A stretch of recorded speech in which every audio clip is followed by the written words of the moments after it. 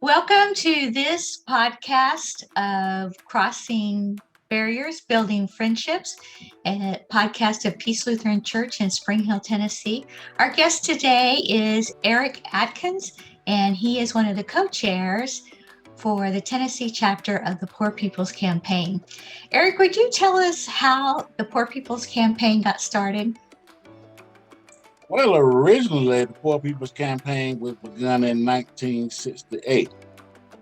And after you had some of the successes of the Civil Rights Movement, including the Voting Rights Act and the Civil Rights Act of 1964, what you would see is that over the course of time, Dr. King and his counterparts kept seeing poverty as an issue that needed to be addressed. And it was a universal issue, whether it was in the back hills of Alabama or up in the ghettos of Chicago. And so they began to formulate plans for the Poor People's Campaign. It was, one of the stories say when Dr. King came to that realization is that Marion Wright Edelman had invited him to a school one time, and she split an apple into 4 or 5 slices, and the children began to eat the apples, and Dr. King began to weep because he realized that was all the children were going to have for lunch, was those slices of apples. And so the Poor People's Campaign was born. And at the same time Dr. King was formulating this, of course, you had the Memphis sanitation workers were striking as well. And so Dr. King went to Memphis several times to speak on the behalf of the sanitation workers. And they had a motto that said, "I am a man." Because they had low wages, poor working conditions then, a few benefits. And of course, that was the cause Dr. King gave his life for. Mm-hmm. Mm-hmm. Then you come up into 2018, Reverend Barber out of North Carolina and Reverend Liz Theo Harris with the Kairos Institute came together to organize this current incarnation of the Poor People's Campaign. And it is speaking on the behalf of the 140 million poor and low income persons all over this country. Can you imagine that? 140 million low wealth and moderate income workers in this country at this time. And that number's only growing. I noticed on the website that part of fighting for the fundamental rights of the poor people back in Martin Luther King Jr.'s day was militarism, racism, and economic justice. And I thought to myself, in 50 years, things certainly haven't changed much. Can you speak to that? Well, it's always interesting, as Reverend Barber always says, because when you think of the March on Washington, it wasn't, "I have a dream." You had many organizations, and actually you had separate solidarity movements in various towns across the country, and it was a march for jobs and justice, and it did call for raising the federal minimum wage, which was around $2.15 at that time. And so a lot of the things from the original March on Washington are still relevant in today's time, and I do think that you are exactly right. Today we say there are 5 interlocking injustices. We sort of built upon and expanded upon that original model, and you will have systemic racism, you will have ecological devastation, because even in the area that you're at, we saw those terrible floods a couple of weeks ago. Where people, their houses and their cars were just swept away without a moment's notice. And so we have to be stewards of our environment, whether that's in the inner cities where you have all these toxic dumps, putting fumes into the air or toxins into the water, or areas like around Spring Hill where we need the watersheds being preserved. not only for nature, but for protection and buffers against raging wild rivers. And so that is one of our second planks. We also, of course, poverty. We speak on the 140 million low income workers, but also we noticed during the pandemic that they took a lot of workers, whether it's your transportation workers or your poultry workers. We say chicken house down here. Uh, or your nurses, your hospital staffs, your teachers, your manufacturers. They took all these people that were often disregarded, your maids, and the people that bring up your stuff in the grocery stores. All the people that were often disregarded and ignored, called them essential workers and would not give them the essentials to survive. Wouldn't give them any personal protective equipment, wouldn't give them any hazard pay, wouldn't give them COVID relief pay because so they don't have to dip into their personal pay or extension of benefits or health care because we know a lot of the children were having to stay home and so we didn't have any extra child care attached to that. And so we have not done right about our workers in this country. And we already have problems because we know also from your era, you know, that people have been trying to unionize. And we support the right to collectively bargain, the right to unionize, the right to have safety and health negotiated, the right to have wages and benefits negotiated. These are things that come when you have a union. And so we've had to really talk about standing up for the workers. You call them essential, and doggone it, you need to be treating them as essential. Right, And we're standing with the teachers now. all these people that were seemingly invisible and that we took for granted all of a sudden got stamped with the label essential. That's right. That's right. And we'll not give them the essentials to survive. And there's a couple of more things, like we said, the five unlikely injustices.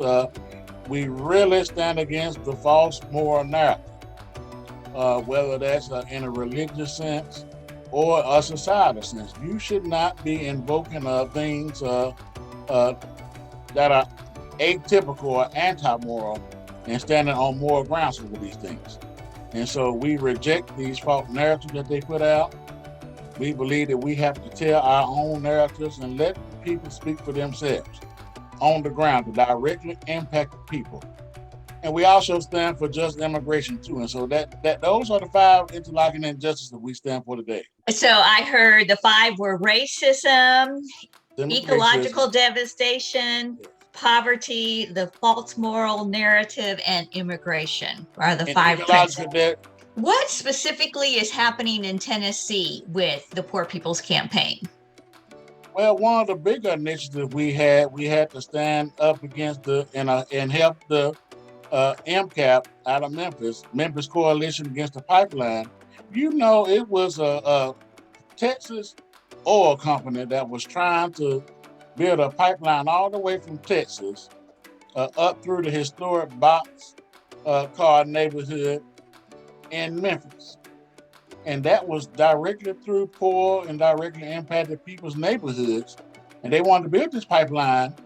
But the thing about Memphis is that they have one of the largest fresh water sources in the world, the Memphis Aquifer.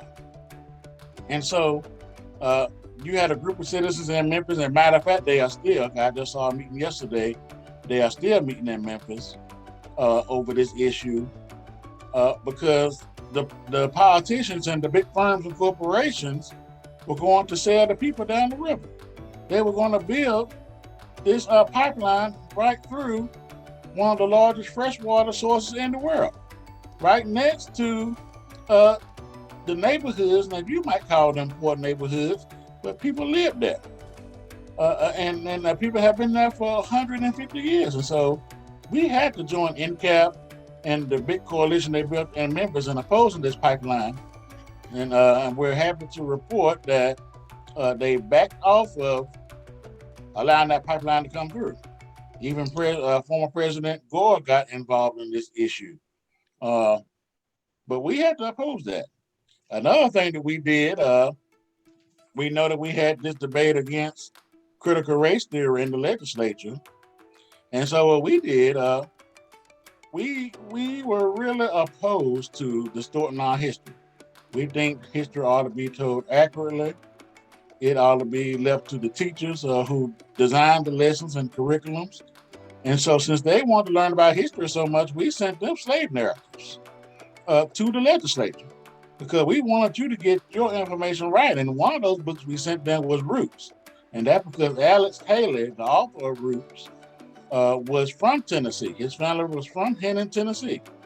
And everybody has seen the documentary, the miniseries. So we sent them copies of these slave narratives because we want them to get their information right since you had so much to say about slavery and history. And one of the last things that we did is some of the anti-protest laws that they were making through the legislature on last year. They were making it a felony for you to participate in First Amendment rights, which are the right to free speech, the right to assemble. We have a right to petition the government with grievances when we see that it's going to cause us harm or directly impact us. And the legislature wrote a rash series of anti-protest laws that now makes it a felony for even camping out on the courthouse lawn. And it's a whole bunch of things they tried to attach to that. But we think it's an infringement on First Amendment rights. And that happened just last summer. I mean, that happened with Governor Lee. Yeah. We had never seen things coming out this legislature, with rapid speed. Captain Kirk used to ask Scotty for warp speed, but these things would come out the legislature with warp speed. This one was. Yes. You cannot keep up with this session. Yes. So we have to be vigilant. We have to remain vigilant. Well, be sure and tell us about the story about the bridge over in Chattanooga that you were directly involved with. Well, I have been a part of the Ed Johnson Memorial Project, and we began about 6 years ago. And Ed Johnson was a man who was lynched, which is not, all that together. We don't want to say is uncommon, but we have 4,700 of them. What made the Ed Johnson case stand out is that you would actually get President Roosevelt involved. You would actually get the Supreme Court involved. What happened is that Ed Johnson, after he was lynched and jailed in Chattanooga, he would have two African-American attorneys take on his appeal when his original legal team thought it was frivolous. Well, these two black attorneys would appeal his case all the way to the United States Supreme Court. And they were granted a stay of execution by the United States Supreme Court, telling the local sheriff to keep the prisoner safe until the Supreme Court has had a chance to hear the case.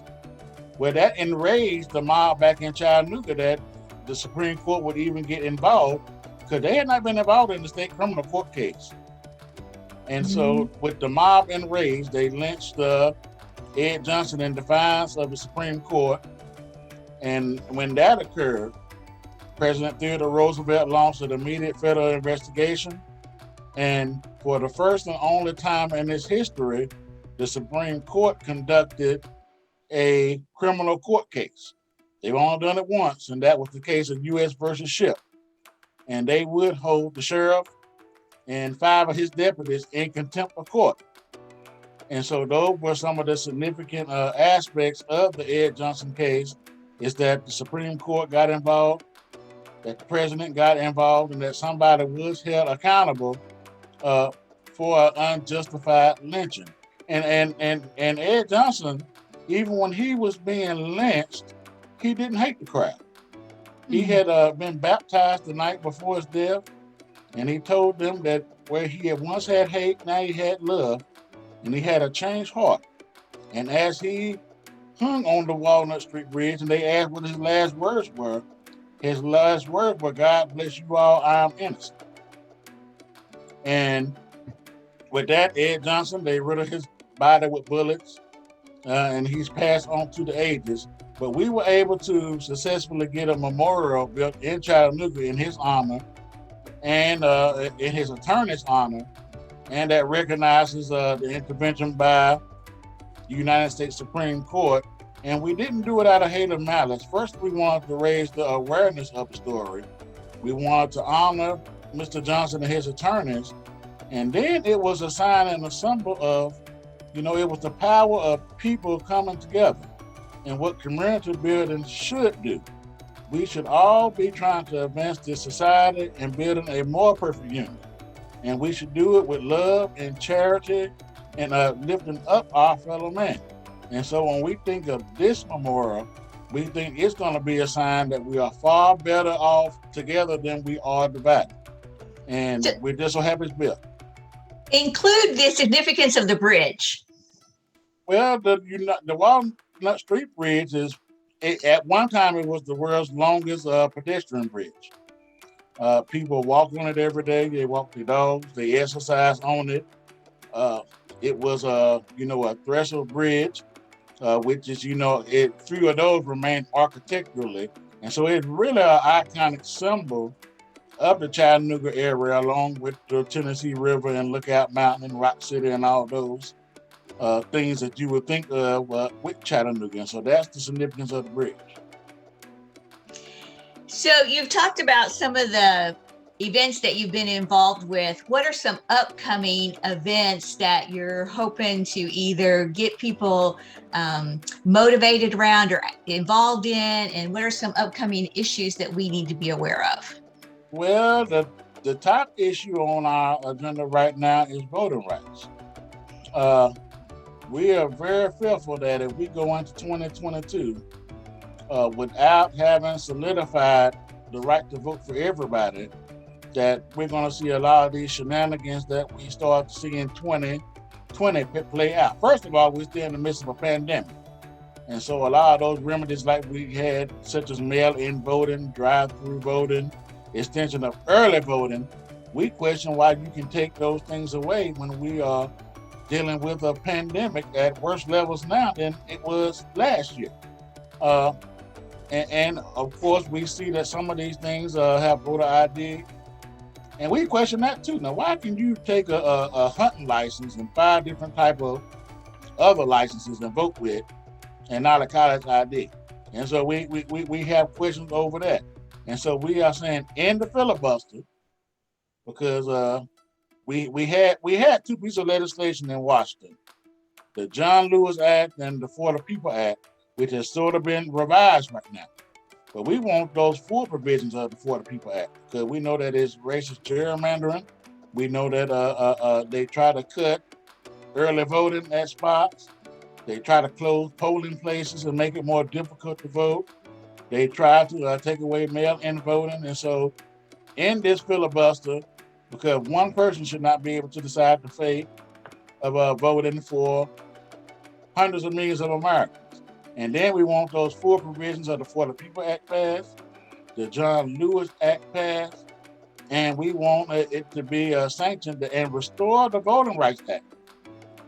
The Supreme Court in 2013 gutted the Voting Rights Act. That was a victory, a hard-fought victory of the civil rights movement. How dare you, when we think of the Edmund Pettus Bridge and what John Lewis and all them got beat for nearly to death, how dare you take that away? Mm-hmm, mm-hmm. And another thing that we've been looking at this issue of Governor Lee and what they've been doing in the school with COVID. And it's just a disgrace that the schools can't even close down on their own. You won't even let schools that where it's COVID outbreaks implement remote learning and other essential aspects so the children can learn at home. It's just shameful. Yeah, I was talking with Lisa Rung, and she told me that one of the issues the Poor People campaign had done was really amplify this message about protecting our children's welfare in schools with the pandemic raging. And I had some people forward me the email or the YouTube video of y'all talking about that message. And then I realized that it started with you, or with the organization. I thought that was really wonderful. Why won't you have the students wearing masks at schools? Now, we understand that you have liberty. We all like our freedom and liberty, but we're in a public health crisis. And if you don't have a medical ailment that will restrict your breathing or respiratory, without it being compromised, then we all need to be wearing masks. We all need to be having social distancing, sanitizing. It protects the teachers, it protects the students. A lot of students under 12 still can't get the vaccine right now. Now, we understand why some won't take the vaccine, but it is the best method of protection right now, even though it's your personal choice. But even that, you don't want to do that. Mask up and protect the children. We stand for safe schools, and the governor and the Department of Education should be protecting the rights of students. They should be allowing you to have remote education and let the teachers have more sick pay and hazard pay, because they have children too and families to protect too. Yes. And I heard that there was something about getting people together on buses for next summer, if the pandemic allows, and going to Washington, D.C. Can you talk a little bit about that? Yes, well, after Dr. King died, we still formed Resurrection City on the Capitol Hill lawn. And the pandemic has sort of, stolen our thunder, because we've been trying to get to Washington for, ever since the pandemic last year. But we will plan on going next year, because we believe that we have to take a moral agenda based on the low and moderate people in the country, the 140 million. And we have to tell the legislators directly. We have to go to Washington Hill with an agenda. And we do have an agenda. We put out a moral budget. We developed the Jubilee platform, and we have 14 policy priorities that can heal the nation on our national website right now. And so we believe in taking the people and agenda, the legislators. We're famous for taking a resolution or taking agenda items and putting it on the door or dropping it off at their offices. And so they are going to hear from us what our agenda is. The low and moderate and directly impacted people are going to take that agenda to Washington, and they will hear from us next year. I was with some friends right before you and I got together for this conversation, and they said, I realized that the Tennessee Poor People's Campaign has 14 agenda items, and that just seems like a whole lot. If they were to narrow it down to, say, 1 or 2 or even 3, which would you say were the most important? Well, right now in the pandemic time, healthcare is important. Education, public education. Now, we know that in Tennessee, we have a lot of charter operators, and there's a push to privatize so public education. And we would say economic empowerment for all of our people dealing with poverty. So those would be the 3 that we would come up with. But we believe in fusion politics.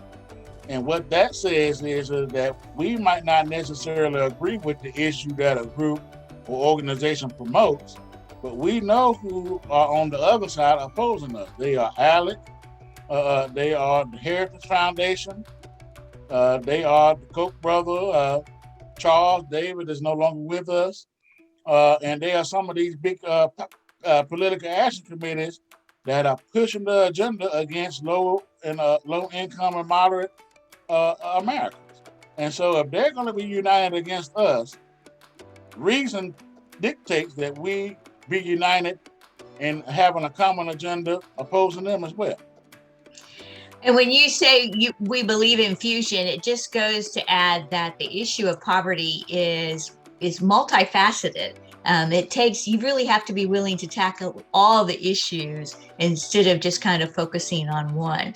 So I'll let you have the last word here. If you were to call people to action, what would be something that they could do right here, right now, and get involved? What could they do from their computers or in their neighborhoods?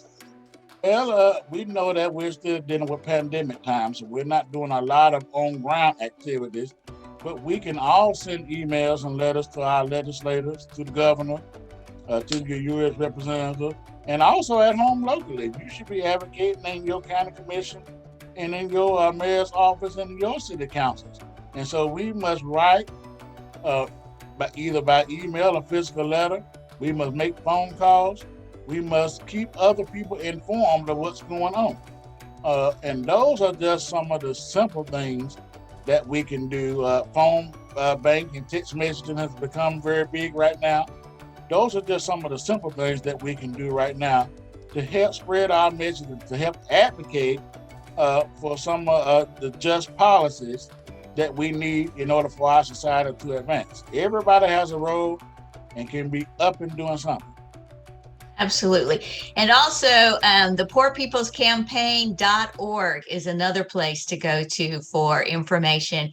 And Yes, just this we're on state, Twitter, and we have multiple Twitters. You can either go to the National or the Tennessee Poor People's okay. uh, Twitter or Facebook, and there's other social media too. You know, those are the Facebook. Like I said, that's the email. Email is good communication as well. So those platforms are out there for everybody to see, interview, and to learn and to contact us. So it sounds like there's two things. One is educate yourself by going to these different platforms and learning about the Poor People's Campaign, and then also just being in communication with our elected officials. Yes, they have to know that you are watching them, uh, and that not only are you watching them, but you will advocate for your position. You know, I know we had these school debates, but you know, if you have children in school now, be mindful and vigilant of what's going on in the school.